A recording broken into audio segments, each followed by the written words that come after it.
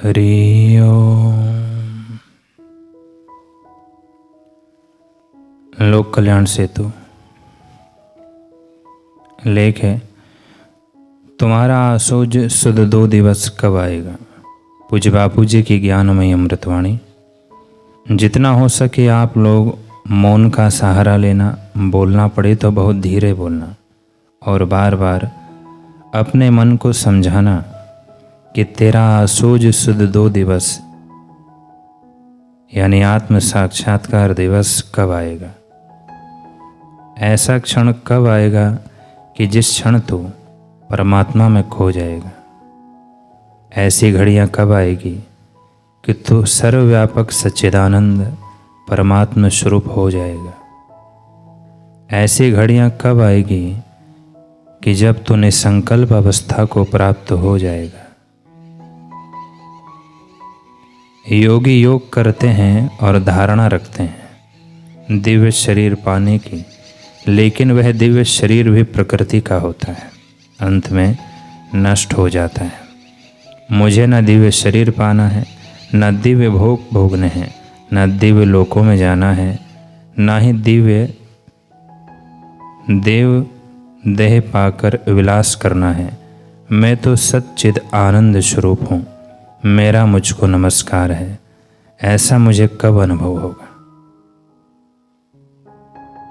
जो सबके भीतर है, सबके पास है, सबका आधार है, सबका प्यारा है, सबसे न्यारा है, ऐसे सच्चिदानंद परमात्मा में मेरा मन विश्रांत कब होगा।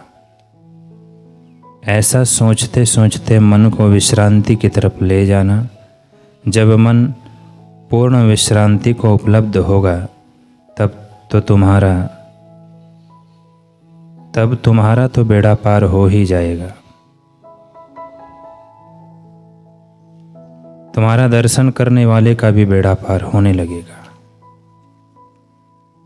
योग की पराकाष्ठा दिव्य देह पाना है, भक्ति की पराकाष्ठा भगवान के लोक में जाना है, धर्मानुष्ठान की पराकाष्ठा स्वर्ग सुख भोगना है, परंतु तत्व ज्ञान की पराकाष्ठा है अनंत अनंत ब्रह्मांडों में फैला हुआ जो चैतन्य है, जिसमें कोटि कोटि ब्रह्मा होकर लीन हो जाते हैं, जिसमें कोटि कोटि इंद्र राज्य करके भी नष्ट हो जाते हैं, जिसमें अरबों खरबों राजा उत्पन्न होकर लीन हो जाते हैं। उस चैतन्य स्वरूप से अपने आप का ऐक्य अनुभव करना, यह आत्म साक्षात्कार की खबर है।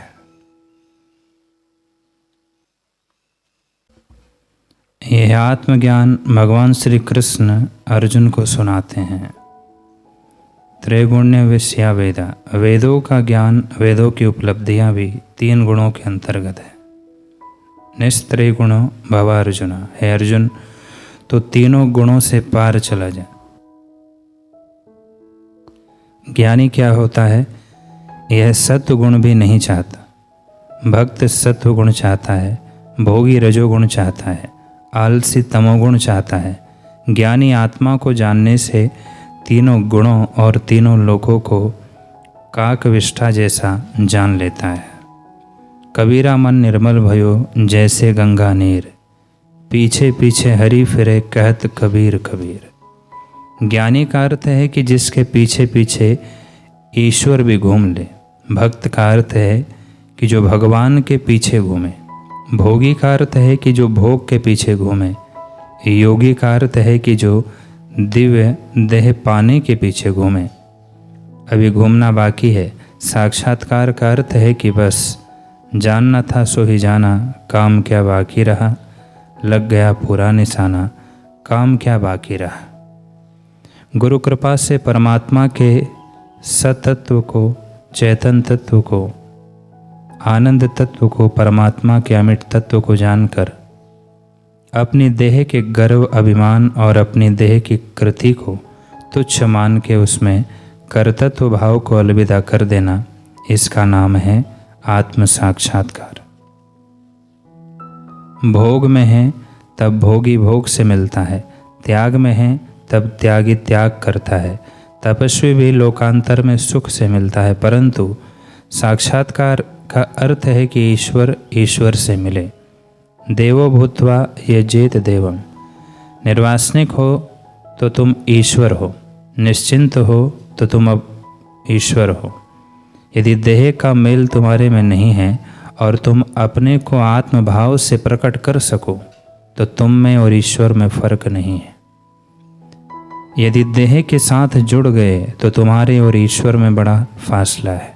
भोग के साथ जुड़ गए, स्वर्ग के साथ जुड़ गए, धन के साथ जुड़ गए, कुछ पाने के साथ जुड़ गए तो भिखारी हो और कुछ पाने की इच्छा नहीं है, अपने आप को तुमने खो दिया तो समझो कि साक्षात्कार। आत्म साक्षात्कार का अर्थ है कि किसी में भी मस्त ना होना। देखा अपने आप को, मेरा दिल दीवाना हो गया, ना छेड़ो मुझे यारो, मैं खुद पे मस्ताना हो गया। खुद पर, अपने आत्मा पर जब चित्त मस्त हो जाए, अपने आप में जब आप विश्रांति पाने लगो, आपके आगे स्वर्ग फीका हो जाए, आपके आगे वैकुंठ फीका हो जाए, आपके आगे प्रधानमंत्री का पद तो क्या होता है, इंद्र पद, ब्रह्मा जी का पद भी फीका हो जाए तो समझो कि साक्षात्कार हो गया। इससे बढ़कर साधना की पराकाष्ठा नहीं हो सकती, इससे बढ़कर कोई उपलब्धि नहीं हो सकती। आत्म साक्षात्कार आखिरी उपलब्धि है।